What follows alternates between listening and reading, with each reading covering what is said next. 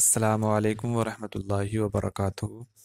शाद study hub channel में आपका इस्तकबाल है। मैं मोहम्मद दिलशाद चौथी जमात के निसाब में शामिल इब्तिदाई उर्दू का 21वां सबक लेकर आपकी खिदमत में हाजिर हूँ। आज के सबक का उन्वान है रीछ का बच्चा।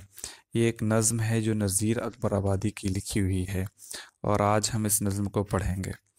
चलिए हम शुरू करते हैं। कल राह में जाते जो मिला रीछ का बच्चा, ले आए वहीं हम भी उठा रीछ का बच्चा। 100 नेमतें खा खा के पला रीछ का बच्चा, जिस वक्त बढ़ा रीछ हुआ रीछ का बच्चा। जब हम भी चले साथ चला रीछ का बच्चा। तो ये शायर कह रहा है कि रास्ते में रीछ का बच्चा मिला, हम उसे घर ले आए और उसे बहुत कुछ खिला पिलाकर हमने क्या किया कि उसे क्या बोलते हैं, पूरा जब वो रीच हो गया, बहुत सारी नेमतें उसे खिलाई गई, बहुत सारी तरह तरह की चीज़ें खिलाई और वो एक बड़ा रीच हो गया। तो जहाँ हम जाते तो साथ में रीछ का बच्चा भी लेकर के जाते। कहता था कोई हमसे मियाँ आओ कलंदर, वो क्या हुए अगले जो तुम्हारे थे वो बंदर। हम उनसे ये कहते थे ये पेशा है कलंदर, हाँ छोड़ दिया बाबा उन्हें जंगले के अंदर। जिस दिन से खुदा ने ये दिया रीछ का बच्चा। शायर कहता है, शायर कि जब हमसे लोग पूछते कि मियाँ कलंदर, वो जो बंदर थे तुम्हारे, जो तुम खेल दिखाते थे बंदरों के ज़रिए, वो बंदर कहाँ गए। तो हमने कहा कि ये खेल है और ये कल पेशा है एक, और जिसे हम यानी जिन बंदरों को हम इस्तेमाल करते थे अब उन्हें जंगले के अंदर छोड़ दिया है जब से हमें ये रीछ का बच्चा मिला है। मुद्दत में अब इस बच्चे को हमने है सधाया, लड़ने के सिवा नाच भी इसको है सिखाया। ये कह के जो ढपली की तई गत पे बजाया, उस ढप से उसे चौक के झगमट जमघट में नचाया। जो सबकी निगाहों में खुबा रीछ का बच्चा। तो इसमें शायर कह रहा है कि बड़ी मुद्दत से हमने इस बच्चे को खुआया सुधाया है और सधाया है, और लड़ने के साथ साथ इसे नाचना भी हमने सिखाया है। जब डबली उसने बजाई तो चौक में जो झमघट था लोगों का, वो सब के सब नाचने लगे, जिस वक्त उन्हें ये रीछ का बच्चा अच्छा लगा। उसके बाद हम देखते हैं, जब हमने उठा हाथ कड़ों को जो हिलाया, खमठोक पहलवां की तरह सामने आया।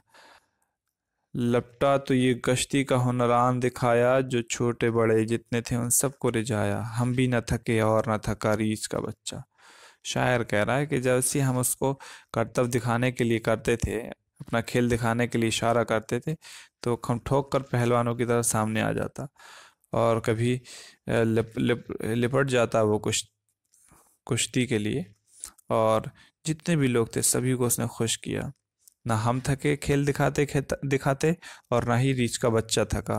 जिस दिन से नज़ीर अपने तो दिलशाद यही है, जाते हैं जिधर को उधर इरशाद यही है। सब कहते हैं वो साहिब ईजाद यही हैं, क्या देखते हो तुम खड़े उस्ताद यही हैं। कल चौक में था जिनका लड़ा रीछ का बच्चा। शायर आखिरी बंद में कह रहे हैं, नज़ीर ने अपना तखल्लुस इस्तेमाल किया है कि खुशी की बात है, हम जिधर जाते हैं लोग, उन लोगों की यही एक ही फरमाइश होती है और उन लोगों का एक ही कौल होता है। वो कहते हैं कि ये वही साहिब ईजाद हैं जो जिन्हें तुम खड़ा देखते हो, ये उस्ताद हैं एक एतबार से। इन्हीं का बच्चा था रीछ का, जो कल चौक में लड़ा था। तो ये नज़ीर अकबर आबादी की नज़्म है।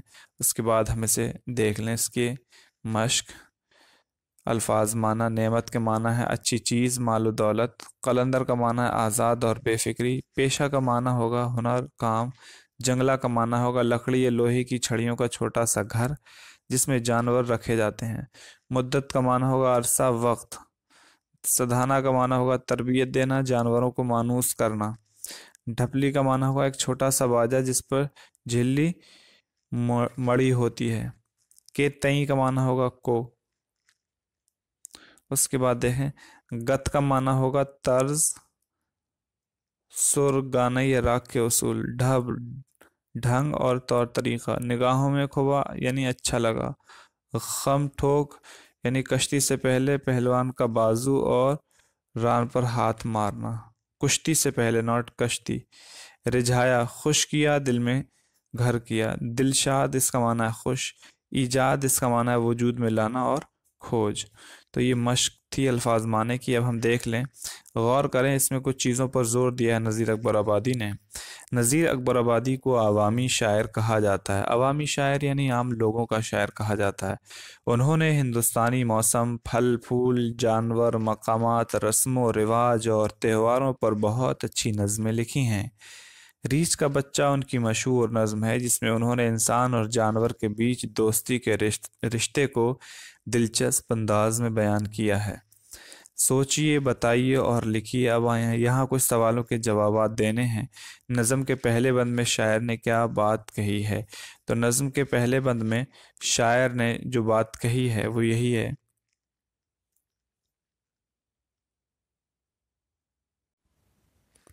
कि रास्ते में जब हमें रीछ का बच्चा मिला तो उसे हम घर ले आए और हमने तरह तरह की नेमतें खिलाकर उसे बड़ा किया। हम जहाँ जाते हैं वो भी हमारे साथ जाता है। दूसरे सवाल में रीछ के बच्चे को सबकी निगाहों में खुबने के लिए क्या क्या जतन किए गए? उसको यानी लोगों की निगाह में खुबने के लिए अच्छे खाने खिलाए गए, तरह तरह के खेल उसको सिखाए गए, उसको सधाया गया तरह अलग अलग तरीके से। बंदर और रीछ को सधा कर क्या काम किया जाता है? इनको सधा करके खेल दिखाया जाता है, लोगों को खुश किया जाता है। अब नीचे दिए हुए लफ्ज़ों से मिसरे पूरे कीजिए। तो यहाँ आप मिसरे पूरे कर सकते हैं। सौ सौ सौ नेमतें खा खा कर, खा खा के पला रीछ का बच्चा। वो क्या हुए अगले जो तुम्हारे थे वो बंदर, जो सबकी निगाहों में खुबा रीछ का बच्चा। लपटा तो ये कुश्ती का हुनर आन दिखाया, कल चौक में था जिनका लड़ा रीछ का बच्चा। इस तरह से मुकम्मल कर सकते हैं। इन लफ्ज़ों से जुमले बनाइए, आसान है। कलंदर, बंदर, नाच, कुश्ती, ईजाद। अलिफ और बे के कॉलम में, अलिफ का कॉलम ये है, अलिफ का, और ये बे का कॉलम है। ये अलिफ का कॉलम, ये बे का कॉलम। तो अलिफ और बे के कॉलम में बेतरतीब मिसरे लिखे हुए हैं, उनकी सही तरतीब में लिखकर, उनको सही तरतीब में लिखकर शेर मुकम्मल कीजिए। तो आप सही तरतीब का मतलब यह है कि इसके बाद ये वाला मिसरा आएगा। सब कहते हैं वो साहिब ईजाद यही हैं, क्या देखते हो तुम खड़े उस्ताद यही हैं। हम इनसे ये कहते थे ये पेशा है कलन उनसे ये कहते थे ये पेशा है कलंदर, हाँ छोड़ दिया बाबा उन्हें जंगले के अंदर। उसके बाद जब हमने उठा हाथ कड़ू को जो हिलाया, खम ठोक पहलवान की तरह सामने आया। ये कह के जो ढपली के तई गत पे बजाया, ये कह के जो ढपली के तई गत पे बजाया, लड़ने के सिवा नाच भी उसको है सिखाया। मुद्दत में अब उस बच्चे को हमने है सधाया, इस ढब से उसे चौक के जमघट में नचाया। नहीं, इसका इस वाली लाइन का होगा, मुद्दत में अब इस बच्चे को हमने सुधाया, लड़ने के सिवा नाच भी उसको सिखाया। और इस वाले का जो होगा, ये कह के जो ढबली के तई गत पे बजाया, इस ढब से उसे चौक के जमघट में नचाया। तो इस तरह से इसे हम मुकम्मल करके और यहाँ नीचे लिखेंगे। फिर उसके बाद ये देखें दुरुस्त इमला वाले अल्फाज के लिए, ये नेमत दो से गलत लिखा हुआ है। वक्त छोटा काफ नहीं, इसमें बड़ा काफ है। कलंदर ठीक है ये। और उसके बाद पेशा सही लिखा हुआ है।